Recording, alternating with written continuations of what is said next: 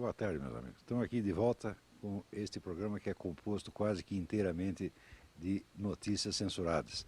Notícias que você não lerá e nem ouvirá em parte alguma, porque elas escapam à grade de preferências da classe jornalística nacional, a qual há muito tempo já desistiu da sua missão de informar e decidiu nomear-se uma agente de transformação social, ou seja, uma agente de propaganda política, de manipulação e de indução ao erro.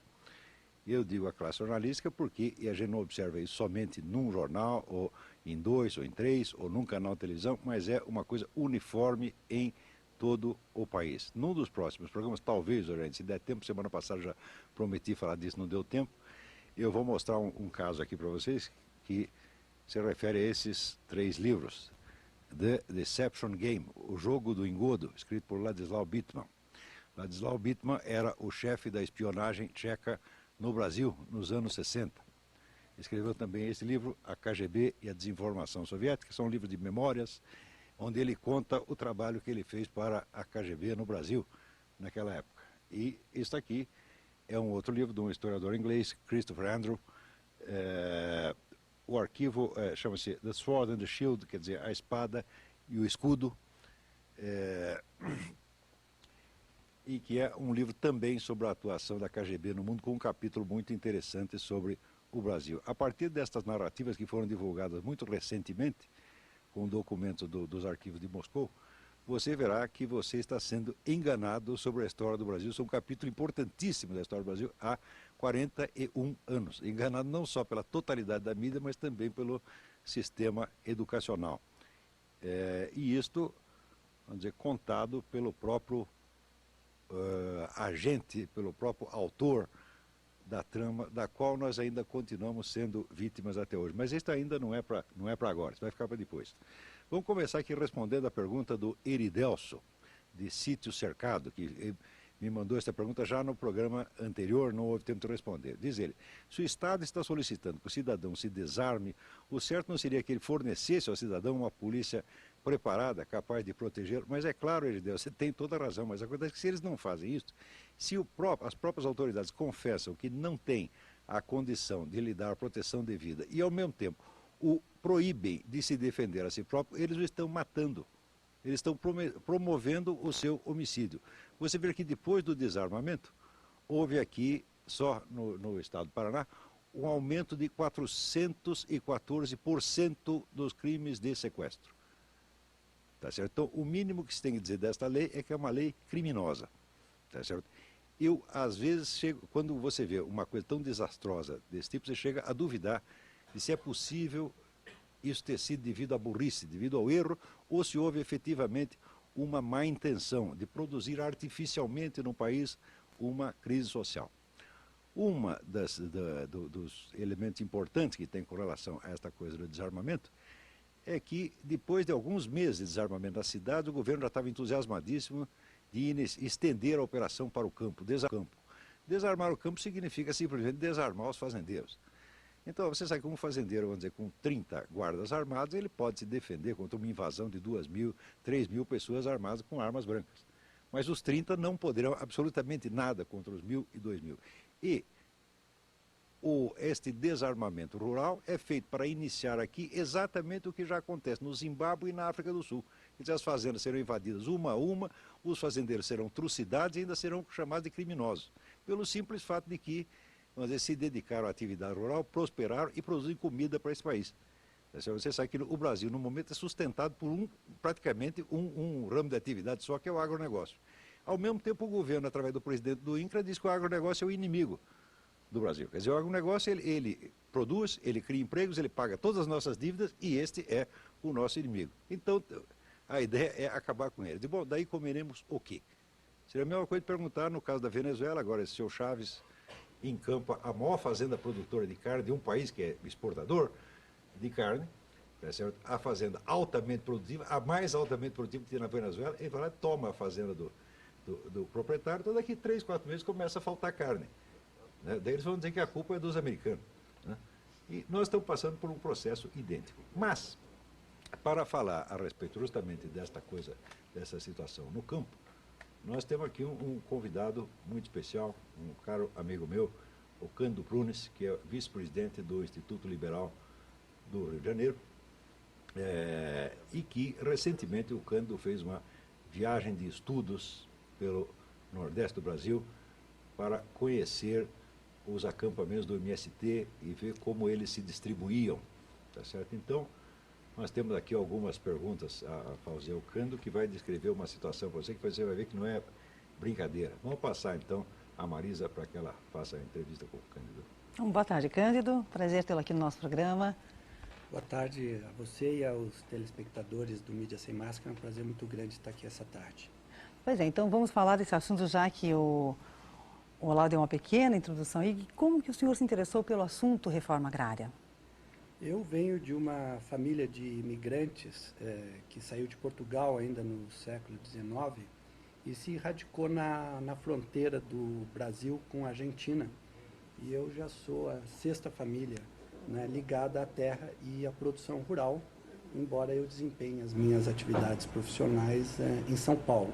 Então, sempre tive uma curiosidade e um interesse muito grande para saber o que acontecia no campo, e vendo nos últimos anos uma quantidade muito grande de desinformação e de informações completamente equivocadas sobre a realidade rural, eu comecei pesquisas e buscar junto aos anuários estatísticos e junto a fontes confiáveis de informação qual era a realidade rural brasileira e de outros países. E já produzi vários ensaios que foram publicados pela imprensa brasileira a respeito deste tema da reforma agrária. E qual a sua opinião geral sobre a reforma agrária? A reforma agrária é, na verdade, uma das maiores perversidades que está sendo feita com os pobres aqui no Brasil. E a razão, ela é dupla. Primeiro, que a ideia que está por trás da reforma agrária, que é a da fixação do homem no campo, é uma ideia completamente estapafúrdia, porque a agricultura, ela historicamente vem perdendo importância econômica, relativa em comparação com a indústria e o setor de serviços. Se você olhar o preço das commodities agrícolas, né, elas são declinantes ao longo dos anos. E a razão pela qual o preço dos produtos agrícolas declina é porque a produção aumenta vertiginosamente. Para dar uma ideia para o nosso telespectador, quando Cristóvão Colombo chegou aqui na América, em 1492, o milho era um produto muito importante. Decorridos 500 anos da descoberta da América, hoje um hectare de terra produz 10 vezes mais milho que produzia ao tempo em que Cristóvão Colombo chegou aqui. Obviamente que isso tem uma repercussão muito grande, né, no preço das commodities agrícolas. Então, você, ao fixar alguém no campo, né, você está colocando essa pessoa num negócio, né, de perspectiva econômica muito ruim. E o que tem acontecido nos países de agricultura desenvolvida face a este fato? É fato que as commodities agrícolas cada vez custam menos, né? Tem acontecido exatamente o oposto do que o governo brasileiro propõe. Este governo e os anteriores também, né? Que é uma concentração de terras. As propriedades rurais nos Estados Unidos, na Grã-Bretanha, na Austrália, né, elas têm aumentado de tamanho. Por quê? Porque é necessário obter ganhos de produtividade para garantir uma renda para os trabalhadores rurais maior e melhor. Poucas pessoas aqui no Brasil sabem, por exemplo, que o tamanho médio das propriedades rurais brasileiras é inferior ao tamanho médio das propriedades na Grã-Bretanha. E se nós formos buscar outros parâmetros para comparar, nós vamos ver, por exemplo, que a Argentina, as propriedades rurais são 5 vezes maior do que a média das brasileiras. E comparando com a Austrália, então, os números são mais assustadores ainda. Uma propriedade na Austrália tem, em média, mais de 4.000 hectares, enquanto que nós, aqui no Brasil, temos 60 hectares. Então, a reforma agrária, como está posta hoje no Brasil, ela vai na contramão da história vai na contramão da lógica econômica e ela é extremamente prejudicial exatamente para os agricultores e para os pobres e para os consumidores brasileiros. Então, quer dizer que essa gritaria toda contra latifúndios é uma fraude?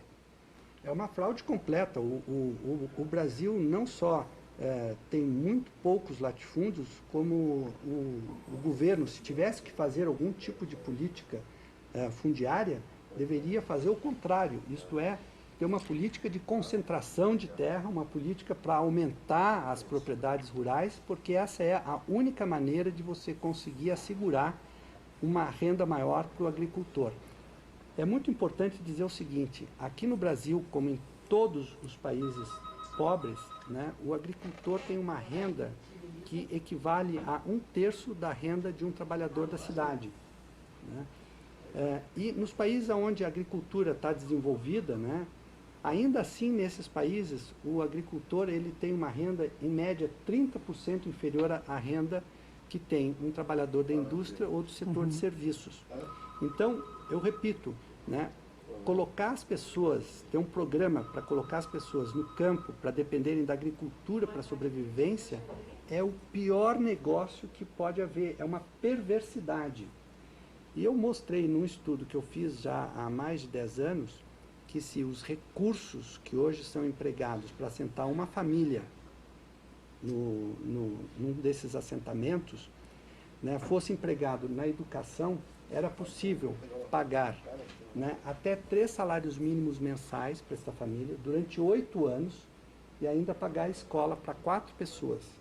E eu não tenho dúvida que uma família, depois de 8 anos cursando uma escola e tendo 3 salários mínimos para se sustentar, ela vai estar numa situação econômica muitíssimo melhor do que com um pequeno pedaço de terra, né, sem ter nenhuma condição maior de explorar esta propriedade.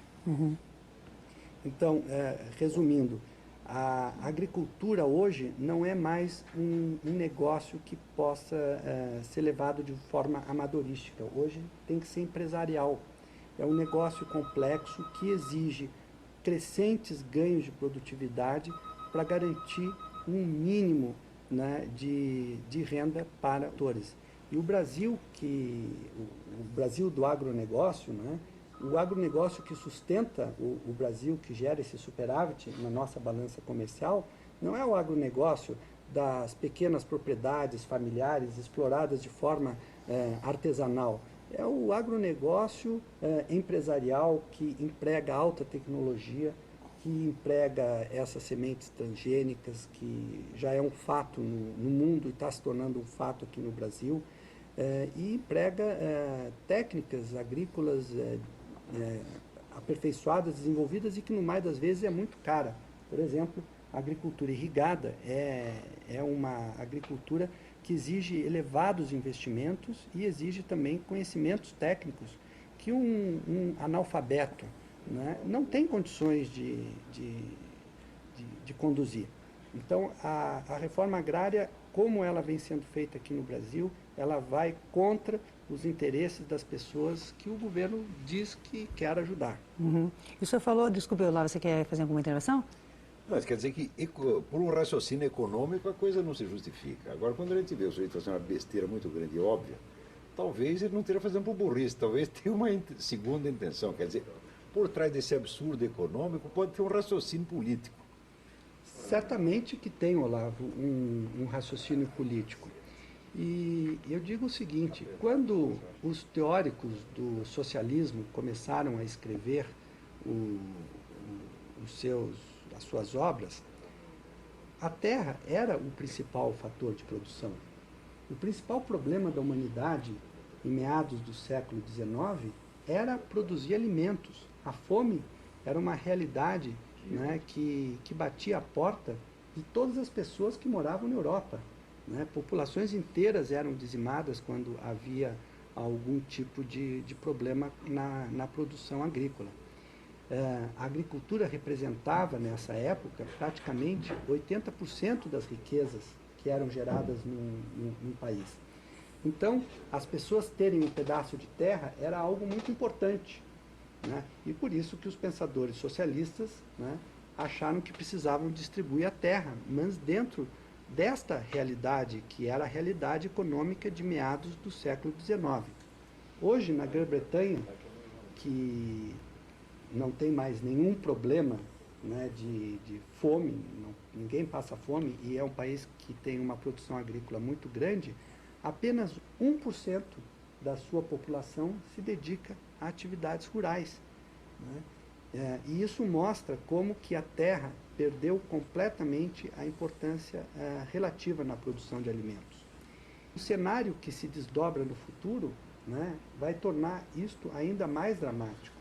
Por exemplo, há pesquisas muito importantes sendo conduzidas para produzir proteína animal em laboratório. No momento que isso for uma realidade, e hoje não se discute se isso será, apenas se discute quando será uma realidade, né, o preço da carne, a carne de gado bovino ou de peixe vai cair ainda mais dramaticamente, vai colocar a questão da alimentação humana ainda num plano mais secundário do que é hoje. Então, na verdade, este movimento a favor de reforma agrária aqui no Brasil é um movimento completamente retrógrado, saudosista, que até me lembra um pouco do ludismo que aconteceu na Inglaterra, que a gente pode até conversar um pouco sobre isso, porque tem outros desdobramentos. Quer dizer, hoje ele tem um problema de fome justamente nas áreas do planeta que estiveram sob domínio desses regimes estatistas, socialistas, etc, etc. Você vê, 28 países da África tiveram políticas socialistas estatizantes, né? Então lá tem problema. Você tem... agora, na parte capitalista do mundo, isso aí acabou. Completamente. E aqui no Brasil as pessoas costumam dar muita opinião sobre temas que desconhecem completamente. E um dos dados que eu queria trazer aqui para o nosso telespectador, que é um dado estarrecedor e, ao mesmo tempo, um dado que exige a reflexão dos nossos formuladores de políticas públicas, que diz respeito, né, ao futuro demográfico do Brasil e do mundo. Hoje, professor Olavo, já existem 62 países do mundo que estão abaixo da taxa de reposição, isto é, as suas populações começam a diminuir. 62 países. A Europa, entre 2005 e 2050, ela deverá perder mais de 100 milhões de pessoas. Isso significa que daqui até meados deste século, a Europa vai perder mais de 2 milhões de pessoas por ano. Então, se nós olharmos pelo lado da oferta de alimentos, nós vemos que a oferta de alimentos vem crescendo ano tras ano por ganhos de produtividade, ainda que a população rural, a população dedicada a atividades rurais venha decrescendo. E por outro lado, se a gente olhar pelo lado da demanda por alimentos, a perspectiva é de diminuição da população da Terra nos próximos 50 anos. O resultado disso, muito óbvio, né? O preço dos alimentos vai cair ainda mais. Então, você ter uma política num país em que ainda temos 22 a 25% da população dependendo da agricultura para sobreviver, estabelecer uma política para manter esses infelizes Suicídio. isso é suicídio, né? É de uma perversidade que a gente só encontra... Aí surge um problema muito grave, aquele que dizia o Thomas Sowell, né? Porque daí parece que vai haver uma escassez de miseráveis. E se não houver miseráveis, né, do que vão viver esses políticos todos, né?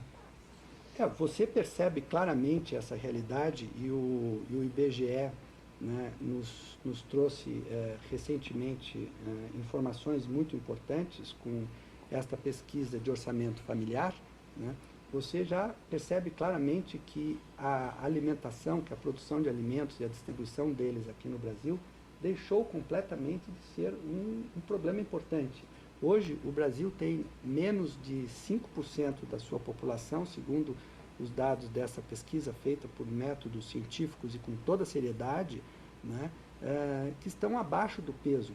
Mas isso você encontra em qualquer país, né? próspero do mundo. São índices comparáveis aos índices europeus, aos índices norte-americanos. E, de fato, os pobres no Brasil estão começando a escassear para o desespero dos burocratas que vivem exatamente, né, dos programas destinados a resolver os problemas de pobreza e miséria. Queria aqui lembrar o seguinte para o professor Olavo.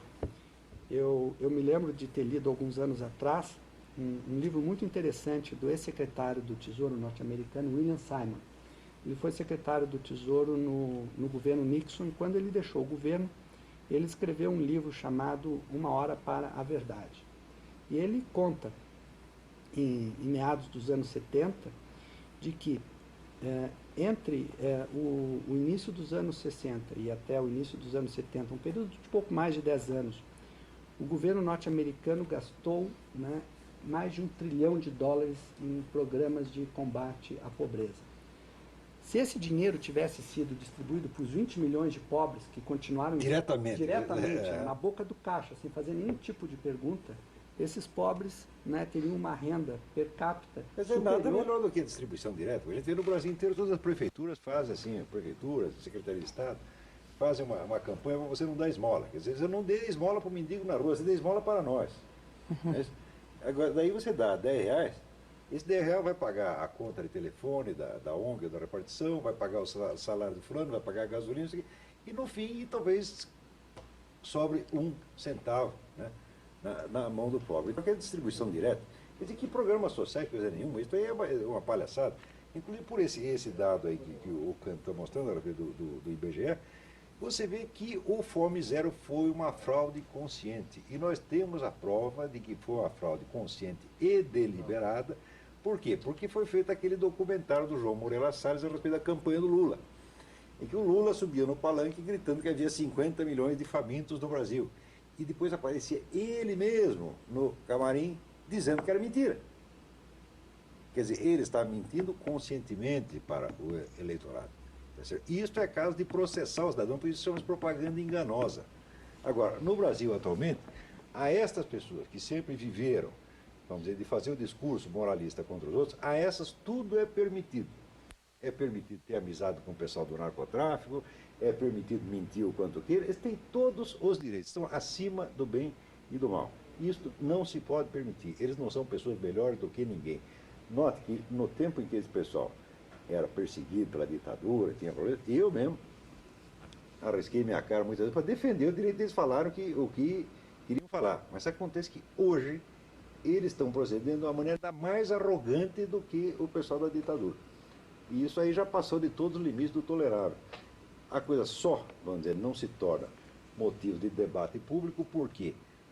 Porque toda a nossa imprensa, aquela que não é cúmplice, é covarde. Eu digo isso, eu tenho mais de 35 anos de jornalismo, eu vi todo o processo que foi passando a nossa mídia, como ela foi mudando, né, de um espírito sério, combativo, para um espírito de assim, conspiração maquiavélica, esconder, só favorecer o governo ou alguma entidade associada. Tá, e isso aí tem que acabar. Se nós queremos ter a democracia é para valer, democracia é para falar claro.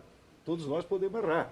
Isso não quer dizer que você tem que confiar em tudo que a gente está dizendo. Não, você tem que ouvir o que nós estamos dizendo, tem que ouvir o outro lado, tem que ouvir todos, mas aqui só tem um lado atualmente. Por isso que nós tivemos que fazer esse programa, que é o programa Notícias Proibidas.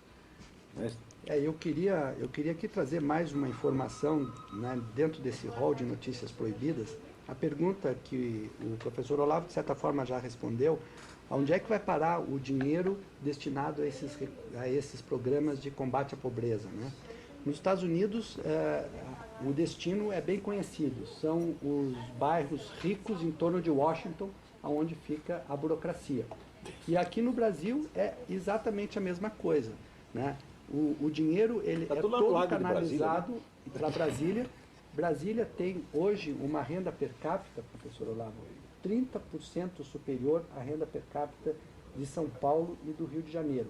Sem ter uma jazida de petróleo, sem ter uma indústria de transformação e sem ter um setor de serviços desenvolvido, serviços financeiros, serviços do que seja, como tem em São Paulo, desenvolvido. Como é que se explica que Brasília possa ter uma renda per capita 10 vezes maior que a renda de Alagoas ou que a renda do Maranhão. Porque a burocracia fica com todos esses recursos e o dinheiro não chega ao pobre. Isso acontece aqui no Brasil, isso acontece nos Estados Unidos, isso acontece em qualquer país onde o governo resolva, né, ser o intermediador, né, desse processo de transição da pobreza para a miséria, da pobreza para a riqueza e prosperidade. Nós vemos que um dos principais indicadores de que um país, né, é próspero é exatamente, né, o grau de urbanização. Né?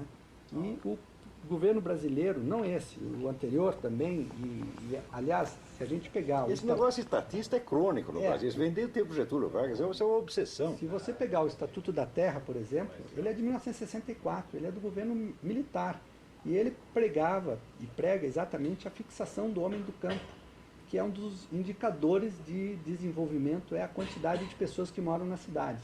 Então nós estamos buscando impedir que as pessoas saiam da pobreza e da miséria do campo e virem buscar novas perspectivas. Por naquele tempo se falava do êxodo rural como se fosse uma desgraça. E não é uma desgraça. Que é o contrário, desgraça é o sujeito ficar lá, porque não vai ter o que comer. E eu gosto sempre de falar, e talvez seja um defeito, né, com informações e com dados. Por que eu acho que é uma perversidade querer manter as pessoas no campo? Eu dou um único dado que o telespectador certamente vai entender. A expectativa de vida de uma pessoa que mora no campo hoje, no Brasil, é 2 anos inferior à expectativa de vida de uma pessoa que mora num centro urbano. Mesmo numa favela, em São Paulo, no Rio de Janeiro ou em Recife, a expectativa de vida é maior do que no campo.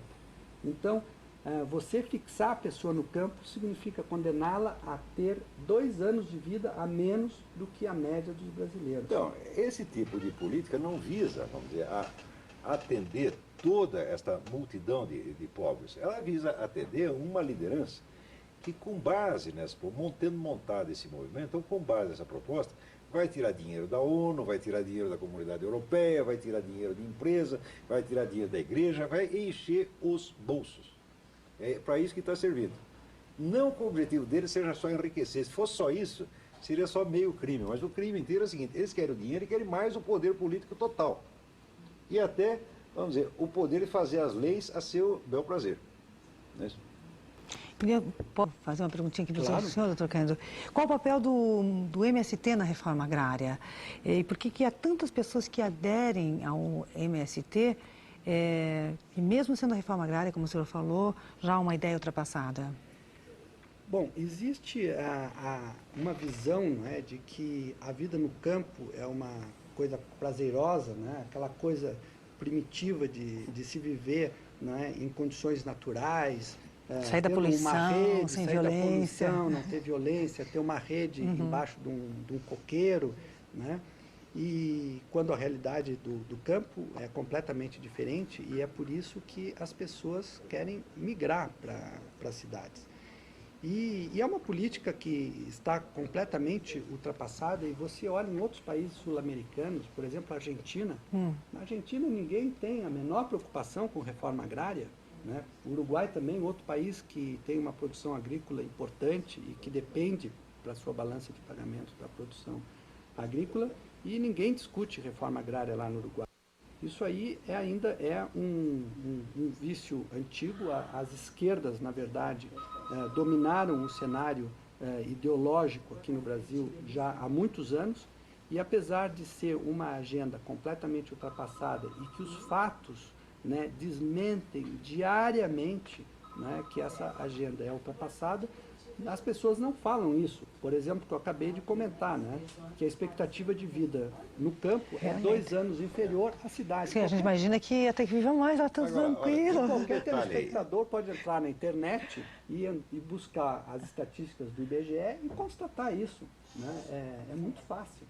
Agora, note bem, nós aqui, eu e o Cândido, podemos falar dessas coisas porque nós não somos políticos, não somos candidatos a nada e jamais seremos. Agora, nenhum político hoje tem a coragem de dizer essas coisas. Porque até para sobreviver no meio político, ele já precisa consentir na mentira generalizada. Então, não sobram políticos para falar em nosso nome. Então os próprios cidadãos privados têm que largar as suas ocupações, as minhas aulas, os meus livros, focando lá o escritório deles, o negócio deles, e nós temos que vir aqui fazer coisa que não era obrigação nossa, na verdade. Quem tem que estar fazendo é político. E as pessoas ainda têm, às vezes, a cara de pau de achar que nós estamos falando, porque nós temos interesse político, nós queremos ser governador do Estado, deputado. Olha, eu quero que o Congresso Nacional se dane, eu quero que todos os cargos públicos se dane, eu não quero nenhum. Vou contar até um segredo pessoal para vocês. Eu estou aposentado há 8 anos. Eu nunca fui buscar o dinheiro e não vou. Eu não quero dinheiro de governo, nem aquele que é do meu direito. Eu não quero um tostão. Isso para você ver até que ponto eu tenho horror desse negócio de governo, cargo público, etc, etc. O Cândido também nunca recebeu dinheiro de governo. Ele sempre foi o homem da iniciativa privada. Não é isso? Então, nós não temos interesse político nesta coisa, tá certo? Nós não temos sequer um programa político para defender, nós estamos apenas dizendo aquilo que nós sabemos. E somos nós, estamos dizendo por quê? Porque os políticos não dizem.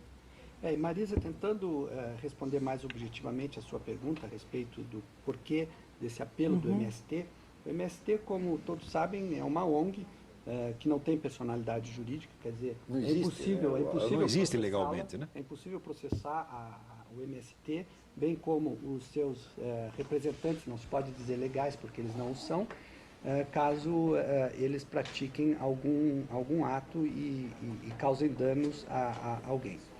E eu tive uma experiência muito de perto, e eu posso dizer que o MST é um movimento de natureza exclusivamente política, que não tem como objetivo, no fundo, a distribuição de terra para pobres e miseráveis, examinando e conhecendo de perto os acampamentos do MST.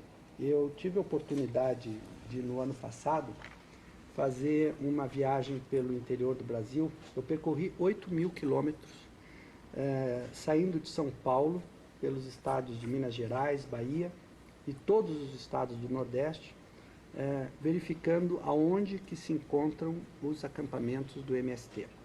E aí surgem algumas informações importantes que você não vê em nenhum lugar. Primeiro, não existe acampamento do MST em estrada de terra. Tem que ser via asfaltada. Também os acampamentos estão localizados próximos a centros urbanos e mais, próximos a entroncamentos rodoviários importantes.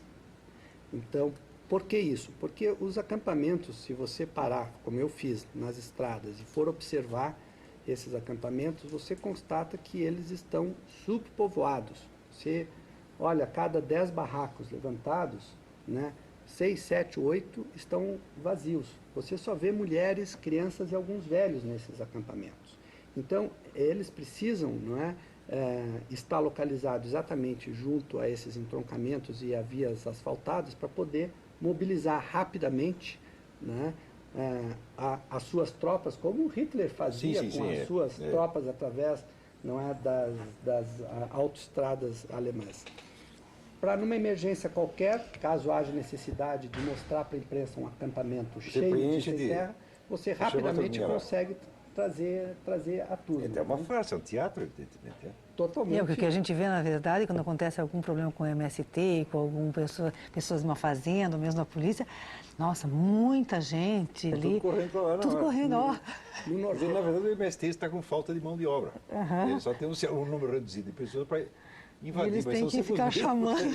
No Nordeste chama atenção, de que os acampamentos, eles estão todos próximos ali da BR-101, próximos do mar. E aí vem uma outra questão, por que então não exploram a pesca? É muito simples, não se coloca a pesca porque não há necessidade de desapropriar nada, não precisa criar uma burocracia gigantesca do Estado, bastaria rede ou alguns barcos para dar um meio de vida para essas pessoas.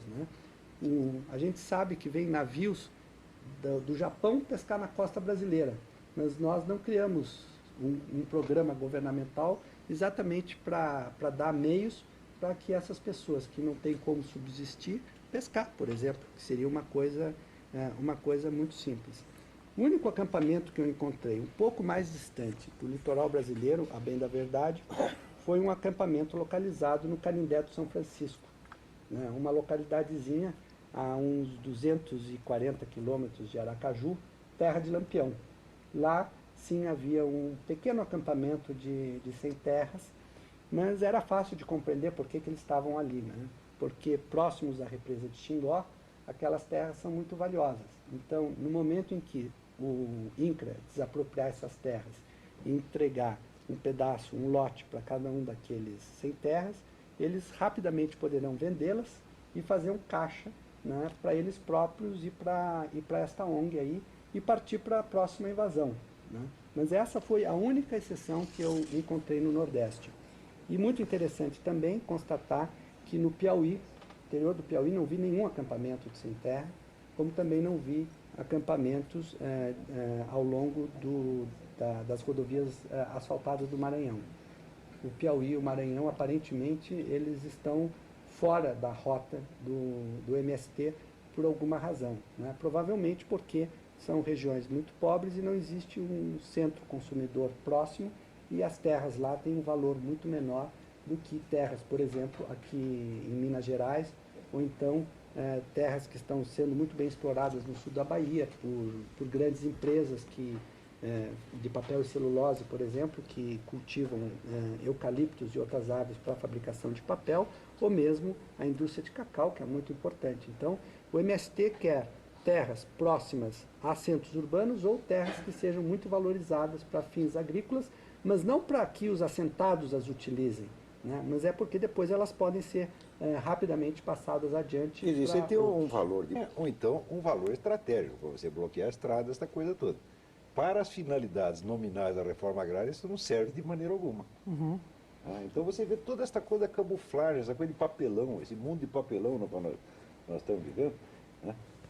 Tudo parece ser uma fraude, um teatro, uma enganação. Uhum. Quer dizer, até onde nós podemos continuar vivendo nesse país desta maneira? Quer dizer, fingindo, né? E mentindo uns para os outros o tempo todo. Sabe, não é possível isso. Isso está virando um hospício. Olha só uma intervenção aqui. O Otávio de São Paulo, capital, ligou, elogiou o programa, diz que o Brasil é dirigido por esquerdistas e é bom que haja um programa esclarecedor para o povo. Então está aqui. Obrigado, Otávio, pela sua audiência também. Eu sou inteiramente a favor que os esquerdistas possam dizer o que eles queiram. Uhum. No tempo da ditadura, todos nós corremos risco para garantir direito a eles. Também passei muito aperto naquele tempo. Mas hoje a gente vê que eles são uma classe dominante mais arrogante, mais prepotente do que os milicos todos juntos. Você vê, naquele tempo, por exemplo, os milicos faziam censura à imprensa. Então eles tiravam uma notícia ou outra. Mas hoje não, hoje você tem um bloqueio total. Isso o milico nem pensou em fazer. Né?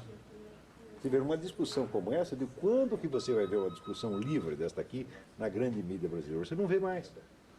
É verdade. Eu havia mencionado há pouco que o MST lembrava um pouco um movimento que surgiu na Grã-Bretanha, que foi o ludismo. Ele foi um movimento que teve suas raízes no meio operário e ele era contra, né, o processo de industrialização. Os ludistas entendiam que as máquinas, né, elas traziam desemprego e eles começaram a atacar indústrias que estavam surgindo na Grã-Bretanha e fazendo ameaças. E por que esse movimento, né, se chamou ludista? Né? Porque em 1812, um dono de uma fábrica de tecelagem recebeu uma carta ameaçadora, escrita era um documento apócrifo, escrito por um tal de General Lud. E eu até gostaria de ler aqui a parte final da carta, porque parece que foi escrita no século XXI, né, pelo MST. E a carta dizia o seguinte: possuímos informação de que você é um dos proprietários que tem um desses detestáveis teares mecânicos, que dá para substituir teares mecânicos por latifúndio. Né? E meus homens me encarregaram de escrever-lhe, fazendo uma advertência para que você se desfaça deles, teares. Atente para que, se eles não forem despachados até o final da próxima semana, enviarei lugar-tenentes com uns 300 homens para destruí-los. E, além disso, tome nota de que se você nos causar problemas aumentaremos seu infortúnio, queimando o seu edifício e reduzindo-o a cinzas. Se você tiver atrevimento de disparar contra os meus homens, eles têm ordens de assassiná-lo, queimar a sua casa. Assim, você terá a bondade de informar os seus vizinhos do que esperam o mesmo destino se os seus tricotadores não sejam rapidamente desativados. É um método que nós conhecemos aqui, Isso né? aí- Tem sido amplamente utilizado. Isso aí foi escrito em 1812. O ludismo acabou entrando para a história como um movimento bizarro e desapareceu depois de 1830, né? Porque não era possível deter a marcha, não é, do desenvolvimento industrial na Grã-Bretanha. Imagina o que seria, né, a Grã-Bretanha e o mundo sem as indústrias hoje. Né? Nós nem estaríamos falando aqui, nem os nossos telespectadores estariam nos assistindo. Mas houve esse movimento que tentou exatamente, né, impedir o processo de industrialização. E o MST, ele quer impedir o processo, né, de modernização da agricultura brasileira, de profissionalização da indústria, da agricultura brasileira, para fazer frente às necessidades Eles de alimentação. aquela versão poetizada da agricultura familiar, né? Eles querem a imagem de que cada um tem aquele seu pedacinho de terra, com o negócio do Chester, 3 alqueires e uma vaca, né? Cada um tem. Deixa eu ver. Vai. Aqui tem algum probleminha? Tá certo? É, tá Ok? bem? Ah. Então, eles tentam vender esta visão poética da agricultura familiar, mas eles sabem que isso é falso.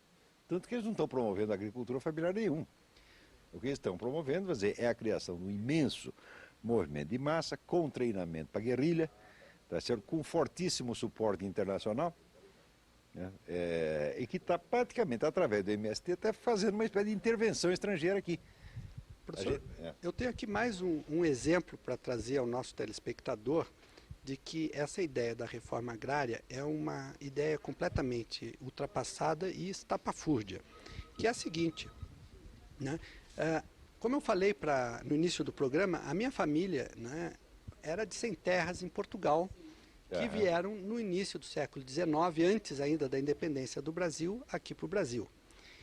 E os fluxos migratórios que a humanidade viu ao longo do século XIX até o começo do século XX eram fluxos de pessoas que vinham para atividades rurais, né, em países como o Brasil, Argentina, Estados Unidos. Mas na medida em que a sociedade foi se desenvolvendo e o setor da indústria de serviços crescendo, né, as pessoas deixaram de imigrar para ser agricultores. Por exemplo, o Brasil tem muitos descendentes de japoneses que estão voltando para o Japão.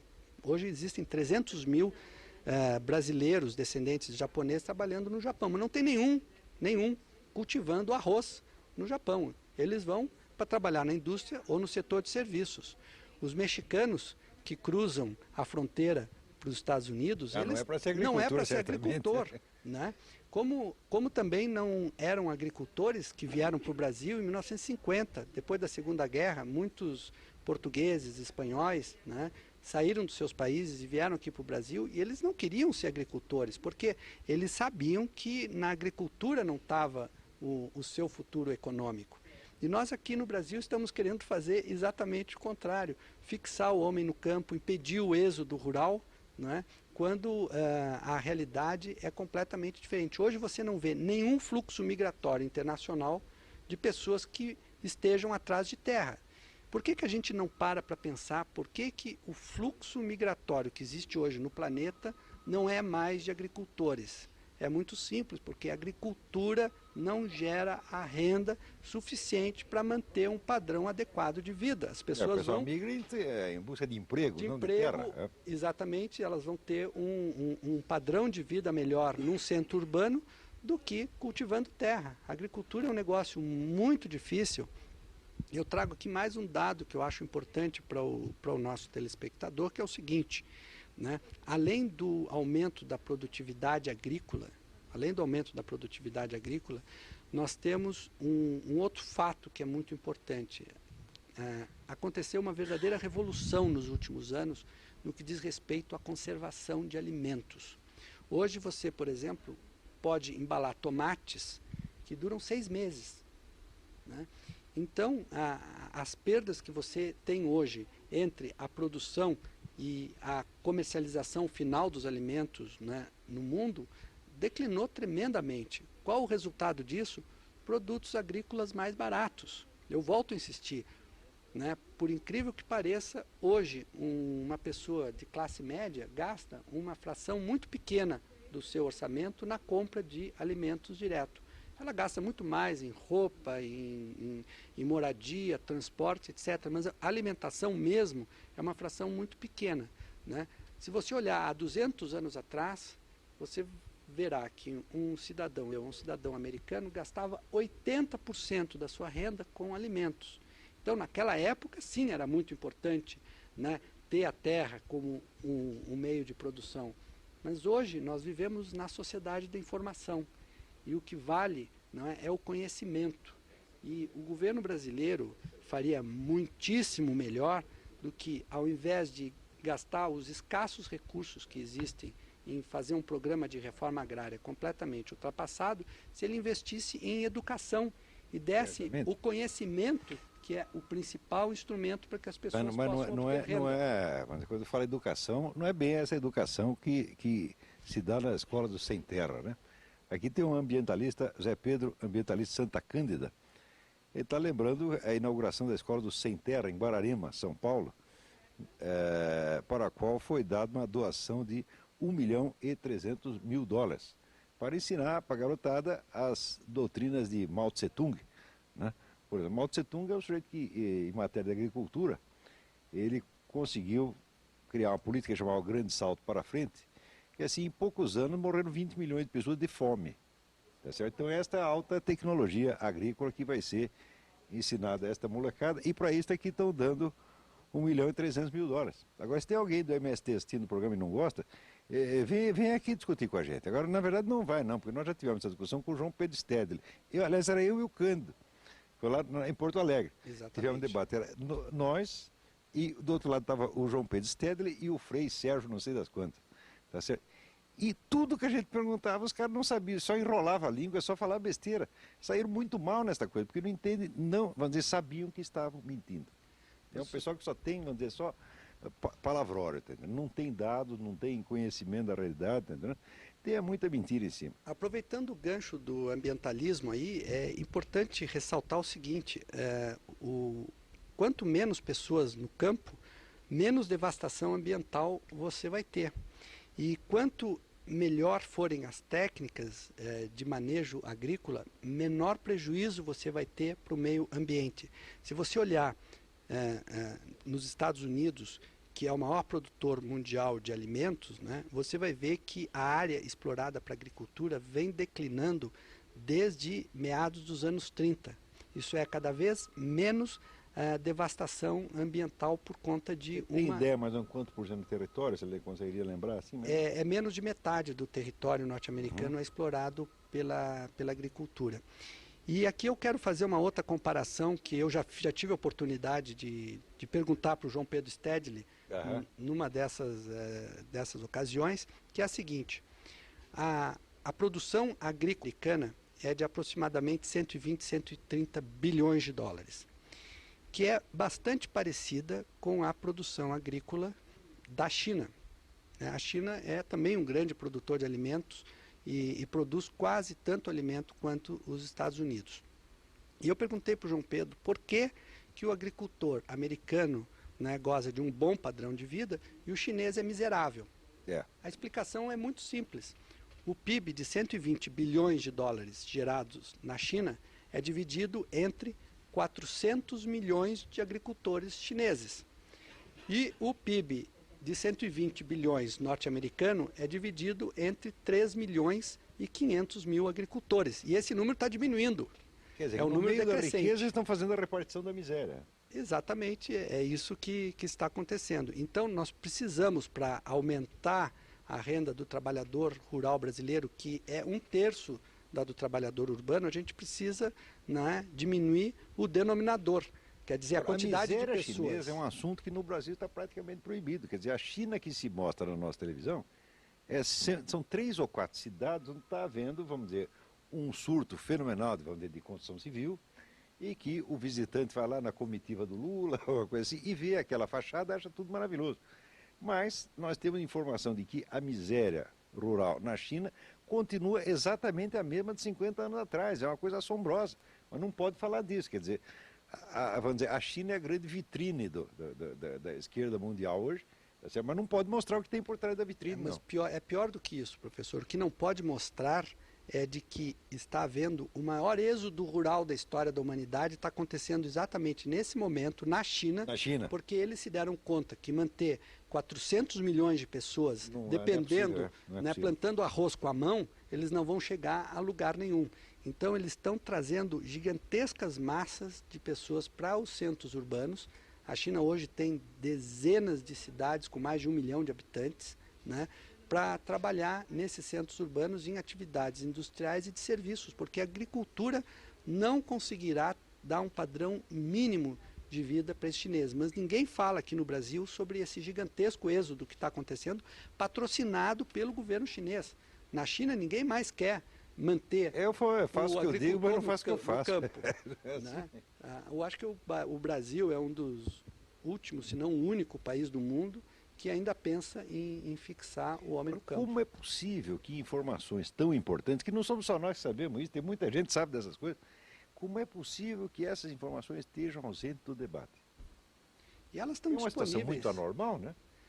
Elas estão plenamente disponíveis na internet, todos esses dados que eu atei aqui, o nosso telespectador pode buscar nas estatísticas do Fundo Monetário Internacional, nas estatísticas da FAO, que é o Organismo das Nações Unidas para Alimentação, e aqui em relação ao Brasil, no IBGE. Agora, pergunta para nós assim, quanto dinheiro nós estamos ganhando para dizer isto? Quanto você está ganhando, Cândido? Não, eu não ganho nada há muitos anos que eu venho falando sobre reforma agrária. Ele pagou o hotel do teu próprio bolso. Há muitos anos eu também não estou ganhando nada. Agora, quanto está ganhando esse pessoal que trabalha, que, vamos dizer, dirige essas ONGs, esse tipo, esse aparato burocrático para sugar dinheiro do Estado? Essa gente tem dinheiro que não acaba mais e ainda tem a coragem de fazer de conta que eles são os representantes dos pobres oprimidos e nós somos da classe opressora. Isso é muita cara de pau, né? Olha, eu tenho aqui várias perguntas e várias intervenções dos nossos telespectadores. Vou começar a passar, né? Senão, o Afonso do Alto da 15, ele quer saber no que a extrema-direita é melhor do que a esquerda, visto que a extrema-direita, quando no poder, levou o país à falência total. E deixou claro, o Afonso, que não é a favor nem de um nem de outro. Olha, a extrema-direita mundial, ela é todinha hoje anti-americana. Você pega os sites nazistas, tá certo? A extrema-direita está aliada com esta mesma gente contra os Estados Unidos e contra Israel. Então vai perguntar para eles, né? Eles vivem de namoro, esse pessoal da esquerda vive de namoro com os nazistas para ferrar com americano e judeu, e ainda vem perguntar para nós? Não tem nada a ver com a extrema-direita, não. Bom, isso é histórico. O pacto Molotov-Ribbentrop, né? É sempre a mesma coisa. Entre o ministro das Relações Exteriores da Alemanha nazista hoje, se você vai dizer, todas as organizações nazistas, neonazistas, fascistas, são todas anti-americanas, profundamente anti-americanas. Mas no Brasil, se você defende o americano nisso, eles chamam você de nazista. Eu digo, mas isso é uma sem-vergonhice muito grande. Vai querer enganar a mim? Não dá, né? Então, e a outra aqui acho que é para você, Cândido. Tendo em vista seu conhecimento sobre questões do meio agrário, faço 2 perguntas. Algum de vocês já passou fome? Não digo quanto a ter alguma dívida, digo a ver seus filhos sem ter o que comer. E como é possível ter uma maior expectativa de vida se nas favelas que vocês citaram não há saneamento básico, hospitais e a marginalidade é o maior grau da sociedade que se encontra naqueles locais? É lógico, estou jogando que vocês, com seus conhecimentos da cidade, sabem bem o que é uma favela. E essa pergunta foi feita pela internet. Fome eu conheci bem. Durante a infância, pelo menos 1 ano, a minha família, chegamos a viver uma vida de caridade pública. Quer dizer, eu não vou ficar com dó do seu Lula, tá entendendo? Que nunca chegou a uma situação dessa. Agora, hoje em dia, qualquer sujeito, porque, sei lá, trabalhar numa fábrica, a gente tem que ficar com dó dele como se ele fosse mais pobre do que eu. Tá certo? Então, esse negócio de pobreza eu conheço. Tá certo? Não estou com um deputado, senador, tá entendendo? Que foi pobrezinho. Né? Então, tenho que parar com esta demagogia. Eu não fico vendendo a imagem de que eu sou um pobre que fiz por mim mesmo, porque, olha, a minha dificuldade na infância, esse problema é meu. Não, acho que, na verdade, o que ele... Não sei se é uma mulher, eu né, gostaria pela internet, é que aquilo que ele comentou, que no campo se vive 2 anos ou mais... Mas quando a pessoa pergunta se você já teve dificuldade, ela está fazendo coisa que a pobreza te dá uma espécie de autoridade moral. Eu digo, olha, a burrice se distribui igualmente bem entre os ricos e entre os pobres. E experiência da pobreza, tenho sim, eu sei exatamente como é que é. Então passamos a bola ao canto. Mas respondeu. tentando responder objetivamente ao nosso telespectador, as condições de vida no meio rural, para quem conhece o meio rural, isso não é novidade, elas são muito piores do que nas cidades, mesmo numa favela. Porque no meio rural você está muitas vezes a quilômetros, né, de um hospital, por exemplo, você pode levar até dias para conseguir chegar a um hospital, você não tem saneamento básico, você não tem acesso a uma alimentação muitas vezes variada, a alimentação, especialmente em algumas regiões mais isoladas, ela é muito pobre, né, uma dieta muito restrita.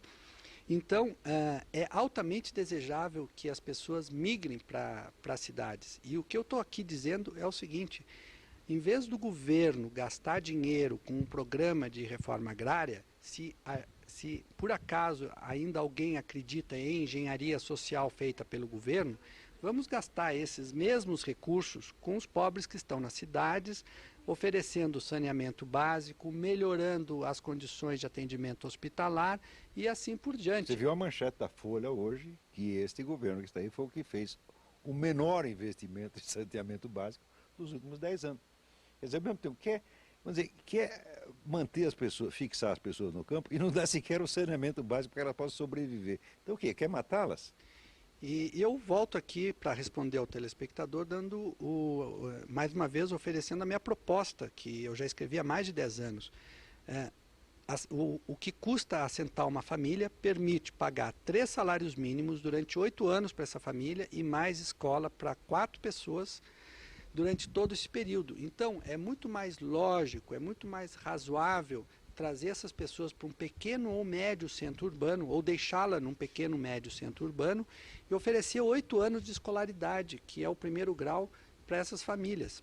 Dou uma sugestão, por exemplo, levar essas famílias para pequenas localidades no litoral brasileiro, né, onde há uma enorme demanda, né, por serviços na área de turismo. Educar essas pessoas para receberem turismo, elas poderiam então ter uma renda muito boa, né, nesse setor de serviços, em vez de ficarem condenadas, né, a ficar atrás de um arado puxado por boi, cultivando como se fazia no Antigo Egito, há 3.000 ou 4.000 anos atrás, e, obviamente, tendo uma renda equivalente à de um agricultor do Antigo Egito. Antigo Egito, O Ernesto da Boa Vista quer saber se o Dr. Cândido Prunes tem livro publicado, pois está gostando muito das suas colocações. Não, ainda não tenho livro publicado, tenho tenho publicado algumas matérias, principalmente na revista Banco de Ideias, que é publicada pelo Instituto Liberal do Rio de Janeiro. Então tá aí, Ernesto. E o Luiz? É colunista do Mídia Sem Máscara. Também articulista do Mídia Sem Sou Máscara. articulista do Mídia Sem Máscara e do site do Instituto Liberal do Rio de Janeiro. Estão colocando o site, né, do Mídia, né? Então estão colocando também no ar. Está o endereço aí na tela? Então, né? www.mediasemmáscara.org. Isso. Lá o nosso telespectador poderá encontrar vários trabalhos que eu publiquei. Então, ali tem um link para cada um dos colunistas, então lá também tem os outros sites no qual ele escreve, né? E o Luiz, também uma pergunta para o Dr. Cândido, se o senhor ouviu falar de um livro de 1966, O País dos Coitadinhos, do Emil Fará. Se o senhor ouviu falar lá, fazer um comentário? Não, eu não o conheço, não sei se o professor Olavo conhece esse livro. Eu lembro de ter lido esse livro na época, só o título já é absolutamente memorável. Emil Fará escrevia muito bem, tem muito senso de humor, mas ele tinha uma análise, vamos dizer, dessa exploração da piedade alheia, que é um dos componentes da vida brasileira, quer dizer, essa permanente chantagem emocional, né, na qual você viu que se você não desempenha certos, vamos dizer, papéis que são aprovados, por exemplo, o papel do nosso presidente, que é o pobrezinho, as pessoas sobem na vida, chega presidente da República ainda sem ser tratado como pobrezinho. Você não pode falar mal do homem, porque coitadinho, ele foi pobre 50 anos atrás, mas eu também fui. E agora eu que tenho que ter dó dele. E o país dos coitadinhos, mais ou menos a fórmula do Emil Fará era essa coisa chantagista. Não deixa nunca de ser coitadinho, né? Que tem no Brasil. Há pouco tempo atrás saiu publicado um livro com um título semelhante, né, O Brasileiro Pocotó, né, em que exatamente o autor mostra, né, de como há um processo de mediocrização no país e aonde se erige, né, a condição de sábios pessoas que são absolutamente ignorantes. E o professor Olavo de Carvalho certamente é a melhor autoridade para poder discutir sobre isso, é autor do Imbecil Coletivo, e aonde ele com muita profundidade discute esse processo de imbecilização que assola o Brasil. Um dia vamos ter que fazer um programa só sobre isso, sobre, vamos dizer, essa decadência cultural brasileira, que é uma coisa que nunca foi vista em nenhum país do mundo. Paralelo, já procurei, nunca aconteceu isso. O Brasil até os anos 50, 60, tinha uma literatura poderosa, quer dizer, uma cultura pujante da qual a gente podia se orgulhar. Hoje isso está uma vergonha. Você falar de cultura brasileira hoje é punk, sambinha, biografias de prostitutas. Você vai ver que se você chega a um país da Europa, você tem milhares de biografias de todos os homens célebres, né, cientistas, né, historiadores, filósofos, etc.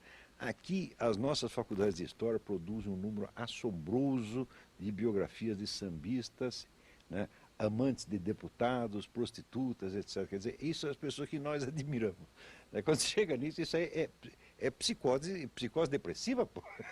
É verdade.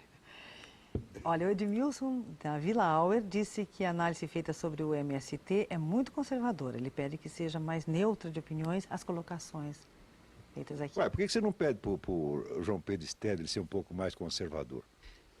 Ora, todo mundo, vocês têm que apresentar todos os lados possíveis. A minha tese, ela não é conservadora, eu não a considero, ela está baseada em dados e informações.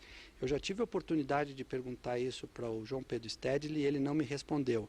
Me dê um único exemplo de país que tenha 22% da sua população dependendo da agricultura, aonde os agricultores sejam prósperos. Ele não pôde me responder.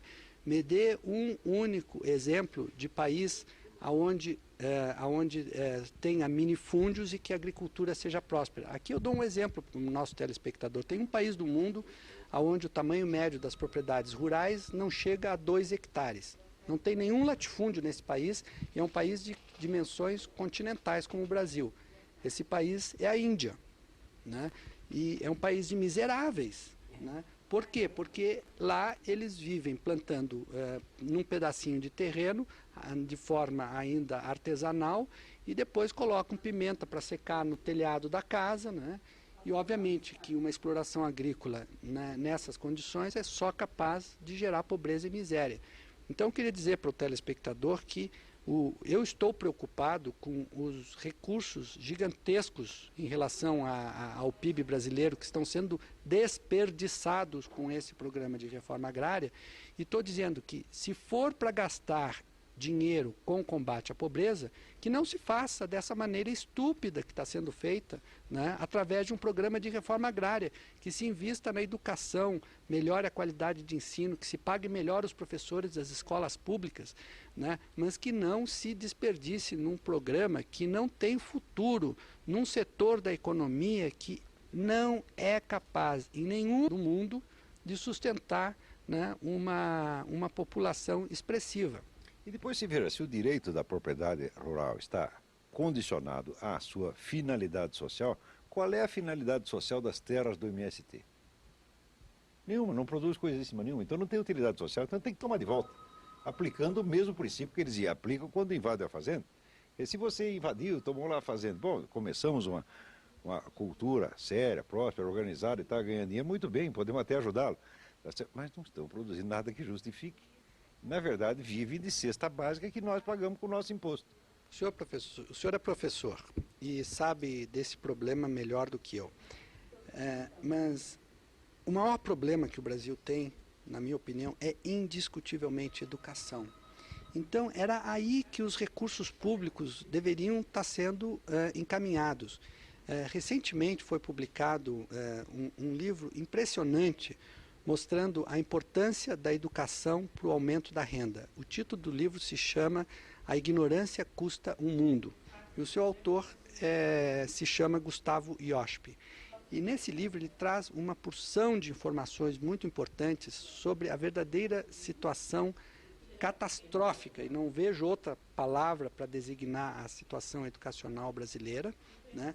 É um caos o ensino aqui no Brasil. Hoje, mais de metade dos alunos que terminam o primeiro grau, eles são incapazes de ler um parágrafo e dizer o que está escrito naquele parágrafo. Nós devemos, em grande parte, isso à ONU, aos parâmetros curriculares da ONU, que é adotado por governos anteriores, ainda subscrito por esse, estão transformando a escola em fábrica de imbecis. Fizeram isso aqui, fizeram isso no mundo, quer dizer, nos Estados Unidos, a adoção dos parâmetros curriculares da ONU deu um resultado igualmente desastroso, só que lá eles já perceberam, já estão querendo mudar, e aqui não. Então eu volto a insistir. Nós já estamos no século XXI, onde a agricultura e a indústria têm uma importância relativa muito pequena. O futuro dos empregos, e basta abrir os anúncios de classificado dos jornais. Pega qualquer jornal, Estado de São Paulo, aqui no Paraná ou no Nordeste, né? Você não vê um anúncio pedindo empregados rurais. Isso deve significar alguma coisa, né? Os empregos, eles estão hoje no setor de serviços, nem na indústria. A indústria, ela desemprega ano a ano. E graças a Deus que é assim, porque o trabalho extenuante, pesado, árduo, duro, né, hoje é feito por máquinas e por robôs, né? Até na agricultura, né, já se foi há muito tempo de que o tratorista, não estou mais nem falando no cara arado atrás do boi, que o tratorista ficava ao relento, pegando sol e tudo mais. Hoje o tratorista está sentado numa cabine fechada, com ar-condicionado, né? E ele, em poucas horas, é capaz de cultivar uma área enorme, né? Coisa que era impensável há algumas poucas dezenas de anos atrás. Então, o futuro da humanidade está no setor de serviços. E para você encontrar emprego no setor de serviços, você precisa só de uma coisa, é educação. É conhecimento. E por isso que é indispensável que se encaminhe os recursos públicos para esse setor educacional, se melhore a qualidade de ensino e se prestigie, né, os professores. Hoje eu considero uma verdadeira tragédia, por exemplo, a postura que se tem muito comum na sociedade. Quando a gente pergunta para uma pessoa o que a sua esposa faz ou o que a sua filha faz, e a pessoa responde, ela é professora primária. Aqui no Brasil, qual é a reação? Coitada. Né? E isso é uma tragédia para um povo. Né? E era isso que precisava ser resgatado. Infelizmente, eu não vi o atual presidente, e vi muito pouco o presidente anterior, né, visitar estabelecimentos de ensino. O nosso presidente anterior passou 8 anos, e quando ele ia para visitar algum estabelecimento de ensino, era no exterior para receber o título de doutor honoris causa. Recebeu um diploma, mas aqui no Brasil, poucas vezes eu vi ele ir numa pequena escola, né, rural, no Nordeste, por exemplo, para prestigiar os professores que estão ensinando.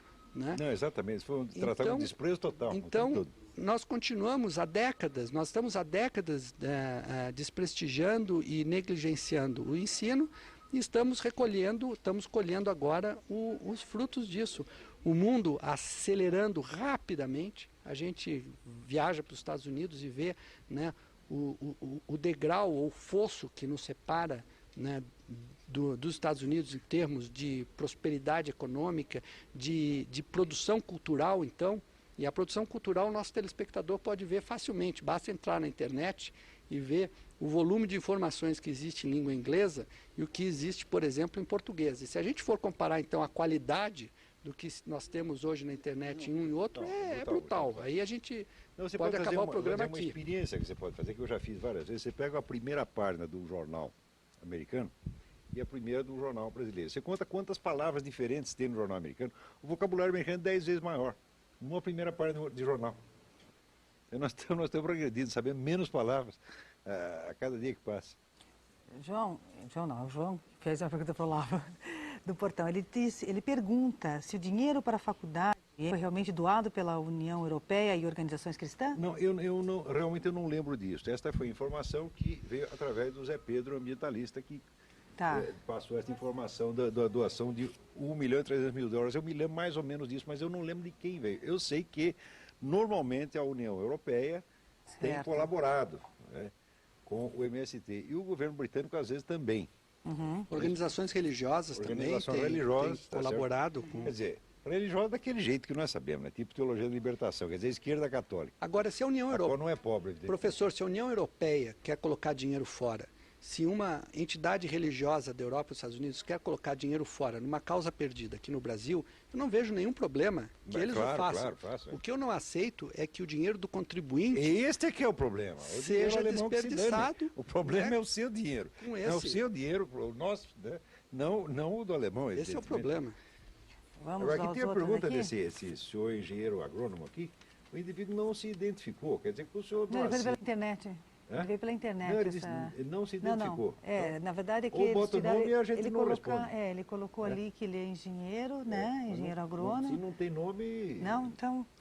Bom, eles pedem para repetir o nome do livro que o Cândido falou agora. O título do livro é A Ignorância Custa um Mundo. O autor é Gustavo Iospi. Tá. E também outra pergunta para você, do João Roberto. O senhor disse que é válido que o governo dê dinheiro diretamente para o pobre. O programa Fome Zero não é isso? Não, eu talvez tenha sido mal interpretado. O que eu digo é o seguinte: o ideal é que o governo não se meta na vida das pessoas. Porque quando o governo se mete a tirar dinheiro de um para dar para outro, é o primeiro passo para acabar com a liberdade. Eu acho a liberdade um valor fundamental do qual nós não podemos abrir mão.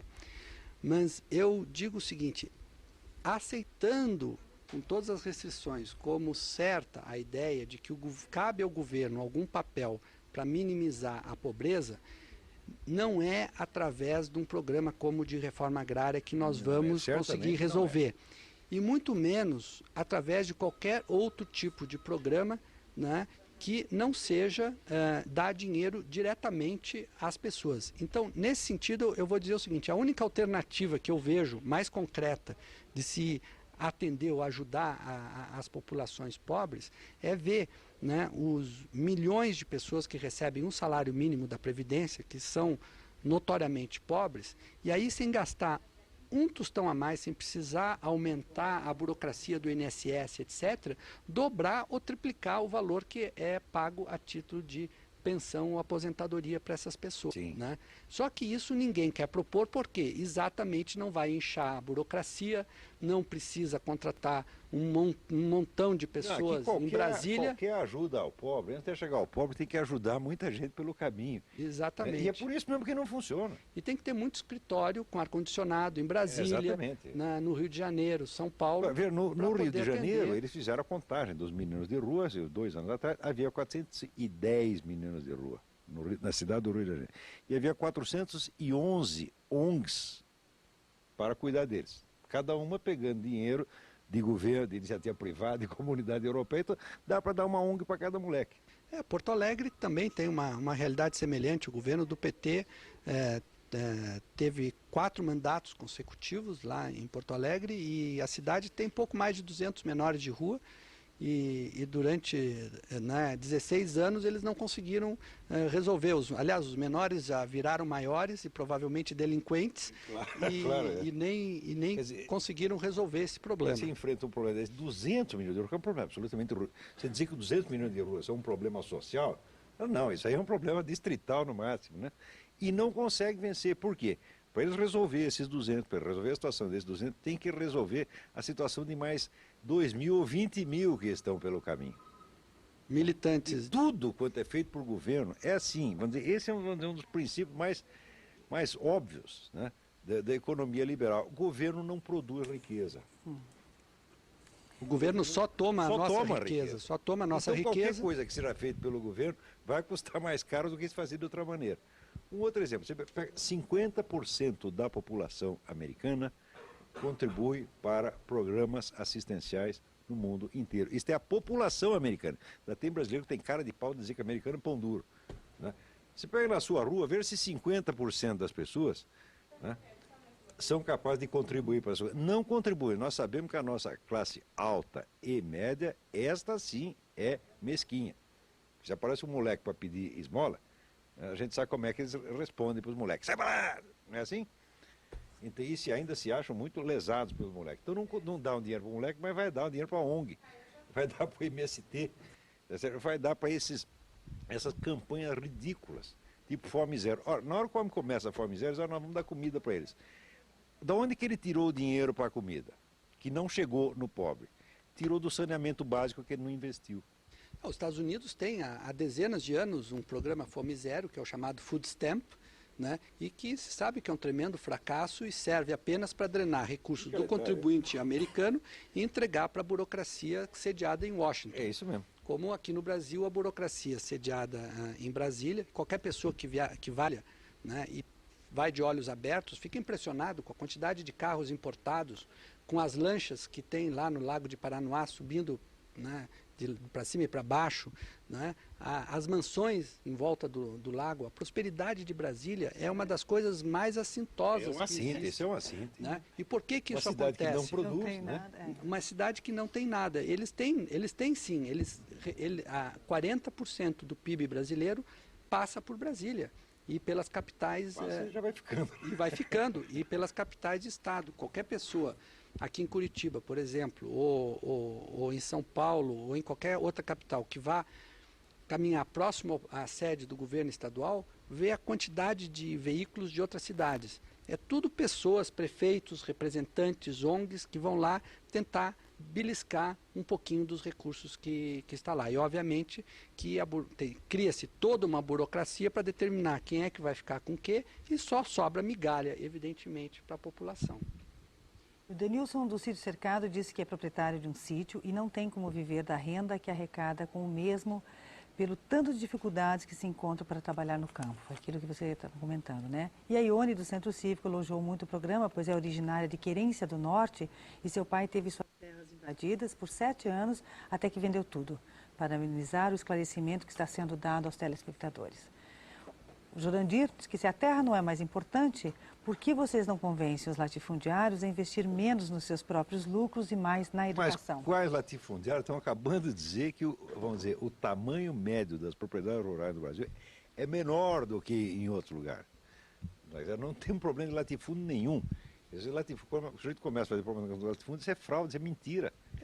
Provavelmente o nosso telespectador não assistiu o início do programa, onde eu informei que aqui no Brasil o tamanho médio das propriedades rurais, né, segundo o próprio IBGE, está em torno de 60 hectares. A Argentina, né, está em torno de quase 400 hectares.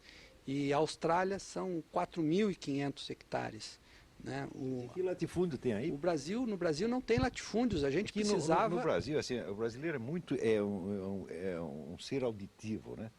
E ele, vamos dizer, acredita mais em palavras do que em fatos. Quer dizer, a hora que entra uma expressão dessa, latifúndio, cria um efeito mágico na cabeça e essa besteira repetida ao longo de 5 ou 6 décadas.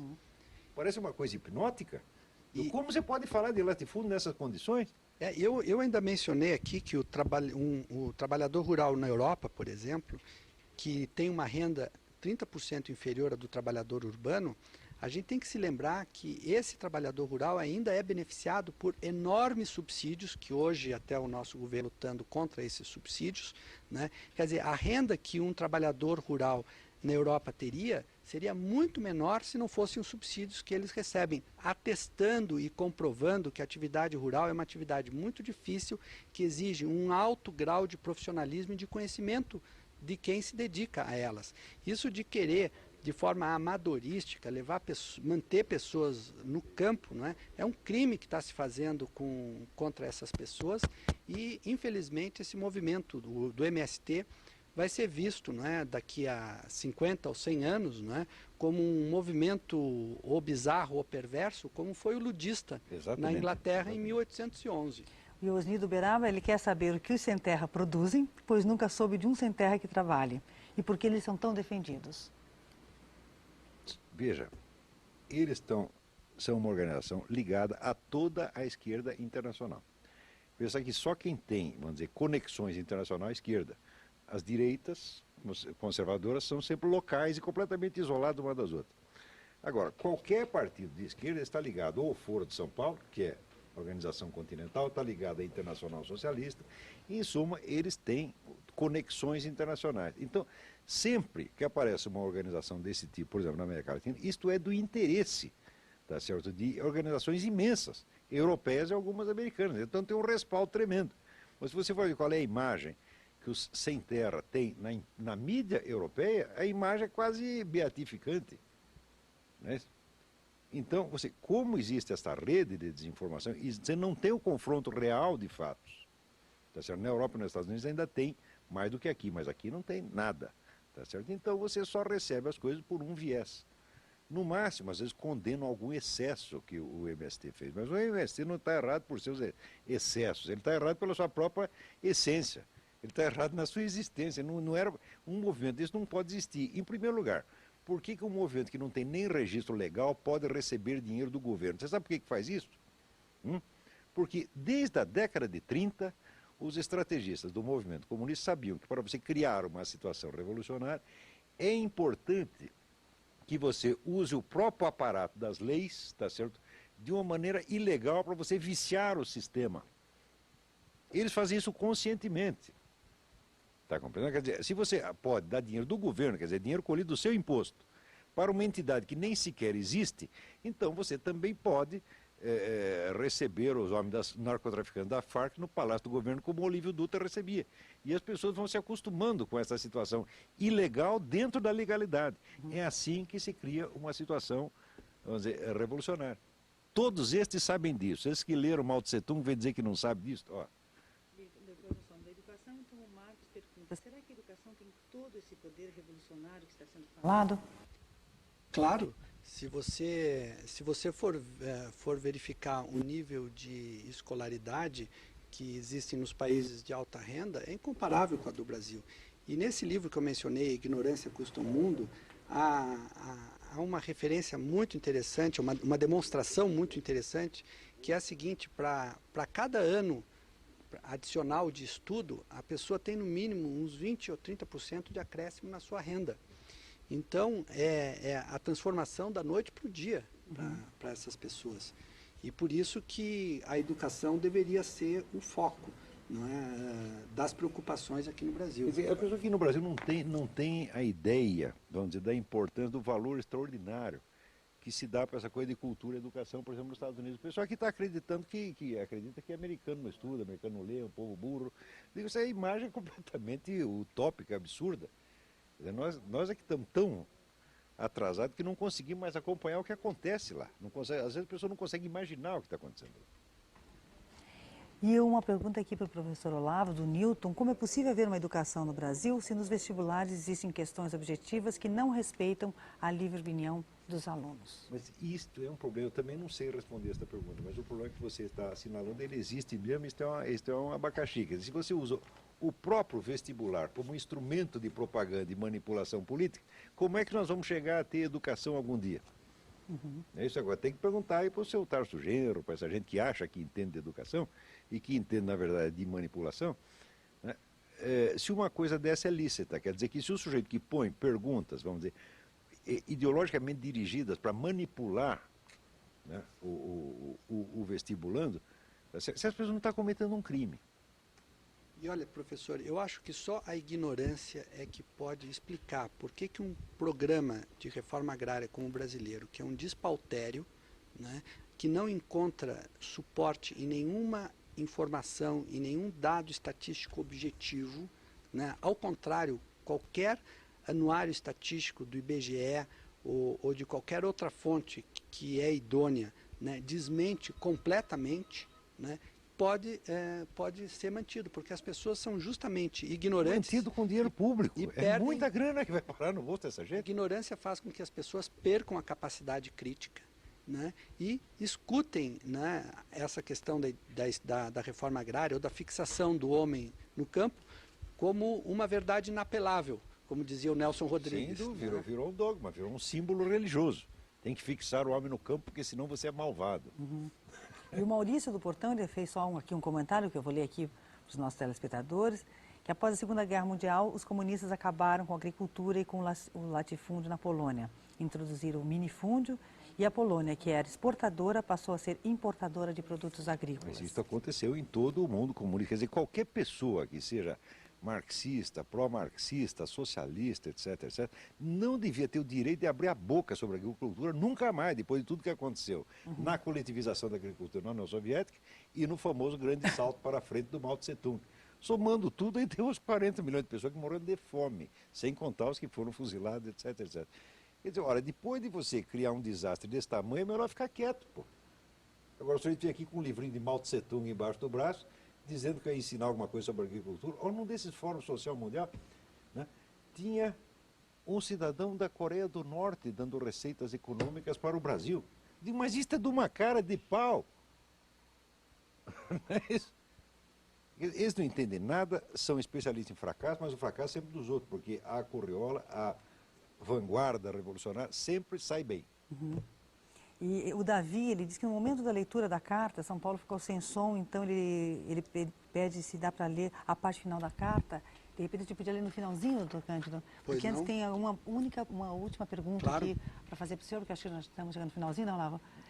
E eu queria saber se a reforma agrária é um item da agenda esquerdista, por que os partidos como o PSDB e o PFL apoiam tão abertamente? Porque o Um que é PSDB, esquerdista, o outro que tem medo. Exatamente. Né? São também, o Brasil hoje, né, não tem mais partidos que a gente possa dizer de direita, são todos partidos de esquerda. E uma das causas para esse fenômeno, eu acho que é o perverso sistema eleitoral. Embora não esteja aqui na mesa para discussão, nós temos, o sistema eleitoral brasileiro é o único no mundo. O sistema de voto proporcional, de lista aberta, não existe em nenhuma outra democracia. Né? Então, os partidos políticos hoje não têm mais nenhum sentido. Até a Joana D'Arc vai passar a integrar o ministério, né, do PT. Né? A Joana D'Arc, que você se lembra, é a ex-governadora do Maranhão. Né? Então você vê, aqui este problema é gravíssimo. O Brasil não tem partidos de direita, não tem partidos conservadores. O que você tem é uma farsa na qual você pega um partido de esquerda que se assume como tal e outro que é um pouco menos de esquerda e que passa a ser chamado de direita, que é exatamente o PSDB, mas cujo programa é idêntico ao do PT. Quer que eu leia a carta? Isso, finalzinho agora para da carta. Então vamos passar. O final da carta, né? O Cândido então encerra o nosso programa o final da carta apócrifa, mas assinada por Lud em 1812, é o seguinte, né? Se você nos causar problemas, aumentaremos seu infortúnio, queimando o seu edifício e reduzindo-o a cinzas. Se você tiver o atrevimento de disparar contra os meus homens, eles têm ordens de assassiná-lo e queimar a sua casa. Esses são os métodos. Esses são os métodos de 200 Bom, anos. então, meus amigos, então até a semana que vem. Na próxima semana nós teremos aqui o economista José Monir Nasser. Eu vou fazer umas perguntas para ele, referente ao noticiário econômico do mês. Tá? Muito obrigado. Até a semana que vem.